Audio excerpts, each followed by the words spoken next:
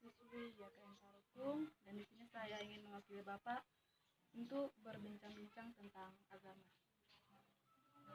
Baiklah Pak, di sini kita akan mulai Pak. Coba Pak jelaskan gimana sih profil sekolah yang Bapak abdi sekarang dan profil Bapak. Baik,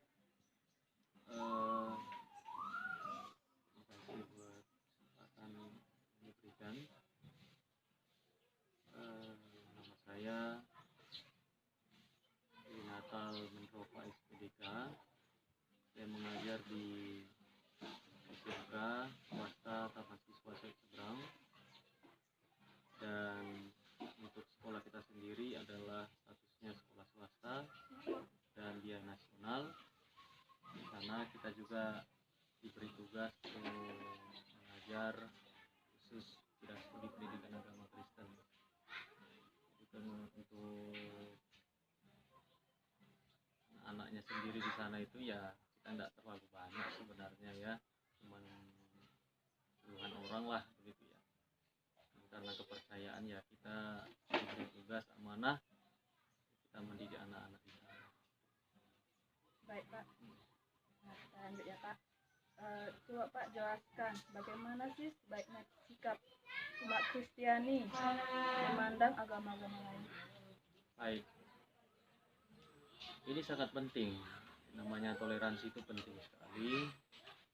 Bagaimanapun yang namanya kita saling beragama ya, utamanya kita secara khusus orang Kristen harus memandang agama lain itu juga adalah bagian dari kita gitu. Karena kalau pandangan Kristen bahwa agama itu secara umum itu sebenarnya adalah universal, sama gitu. Jadi sama seperti yang diajarkan oleh Tuhan ya, kita harus ajarkan juga anak-anak kita di sana untuk bersikap toleransi, mengasihi mereka seperti mengasihi diri kita sendiri, kira-kira seperti itu. Baik Pak. Oke Pak, selanjutnya Pak, jelaskan bagaimana pandangan, apakah hanya orang yang percaya kepada Yesus Kristus yang akan masuk ke surga, atau semua agama dapat masuk ke surga? Baik, ini tergantung pemahaman kita terhadap agama kita. Kalau ditanya tadi agama kita, khususnya kita yang Kristen, ya kita harus yakini bahwa kita harus masuk surga, karena memang sudah jelas sekali dicatat ya dalam Alkitab bahwa kalau tidak ada surga ya buat apa kita capek-capek kan berbuat kebaikan, melakukan kebenaran gitu. Kalau buat agama lain, kalau mereka percaya ada surga ya itu ya urusan mereka kan, kira-kira seperti itu. Tapi yang kita yakini dulu bahwasannya agama kita mengajarkan bahwa surga itu ada, kira-kira gitu. Dan tugas kita juga tentu sebagai orang-orang Kristen yang percaya adanya surga, ya tentu kita juga punya tugas untuk memberitakan bahwa memang kerajaan surga itu ada gitu. Jadi walaupun agama tetangga itu mengajarkan adanya surga, tapi ya kan tidak ada salahnya kita saling cerita bahwa surga itu seperti apa. Kira-kira seperti itu. Oke Pak. Ya. Lanjut Pak. Jelaskan Pak bagaimana cara untuk menghargai agama lain atau pluralisme. Banyak lah cara menghargai agama lain, itu banyak. Ini maksudnya di sekolah ya. Iya. Ya, kalau cara menghargai agama tetangga kita yaitu menghormati di saat mereka menjalankan ibadah mereka. Satu, karena emang ada itu, karena di sekolah kita itu kan mayoritasnya agamanya muslim gitu ya. Jadi kadang-kadang di jam-jam setengah satu itu ya, jam setengah satu itu kan ada azan. Ya kita beri keleluasan bagi mereka untuk beribadah gitu. Jadi tanpa mengurangi jam mapel apapun itu begitu. Ya pengecualian kalau kita belajar agama Kristen itu kan nggak ada berdampak gitu.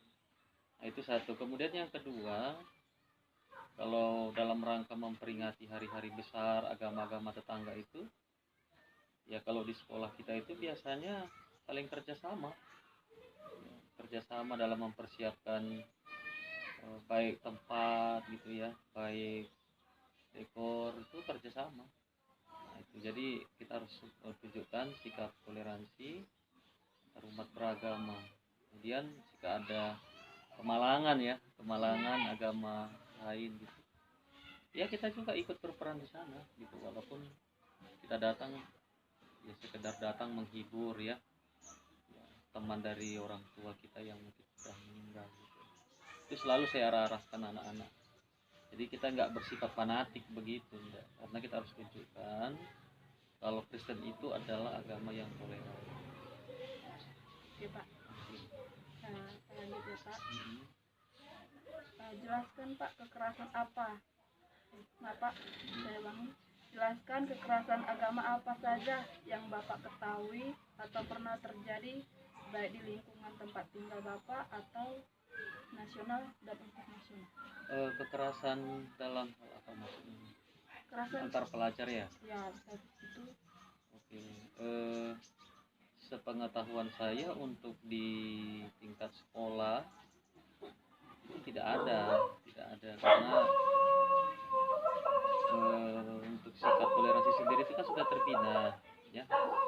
Itu bukan hanya saya sih sebenarnya, saya juga bekerja sama dengan guru agama Islam ya, karena cuma 2 agama aja di sana. Ya, kita saling kontak itu kerjasama supaya bagaimana jangan terjadi bentrok gitu antar pelajar mengatasnamakan agama gitu.